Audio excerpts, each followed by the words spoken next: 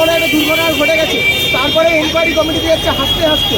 এর জন্য আমরা চাই যে তার বিরুদ্ধে কড়া শাস্তি হয়। এই আশিস পান্ডে, অভিষেক সেন, শাহিদ হাসান, বিক্রম পাচ্ছে, এরা চারজন হাসতে হাসতে আজকে এনকোয়ারি কমিটি দিয়েছে।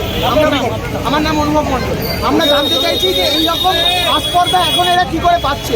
এদেরকে রোজ রোজ সিবিআই ডেকে নিয়ে যাচ্ছে, এদের আগে এতগুলো অ্যালিগেশন আছে, তারপরে এরকম নাটকবাজি এরা কেন করছে? দাদা গাড়িতে কে ছিল আজকে? দাদা গাড়িতে ছিল এই আমাদের আরজিকরের ট্রেন কালচারের 3 মরম নেতা, আশিস পান্ডে, অভিষেক সেন এবং শাহিদ হাসান, নির্জন বাগচি, এরা সবাই ছিল।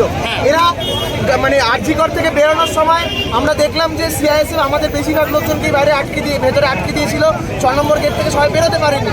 সেখানে দেখা গেল ওরা বাইরে এসে নাটক করছে, ওরা বাইরে এসে নিজের জামা কাপড় ছিঁড়ে দিয়ে বলছে যে ওদেরকে ধরে নাকি মারা হয়েছে। এটা কি আজকে ওরা ঢোকার চেষ্টা করছিল কোনোভাবে আজকে আরজিকরের ভেতরে? ওদেরকে আজকে এনকোয়ারি কমিটি থেকে ডাকা হয়েছিল, সেখানে আমাদের এতক্ষণ ধরে আমাদের সবাই ছিল। যদি মারার থাকতো ভেতরেও মারতে পারতো, যে কোনো জায়গায় মারা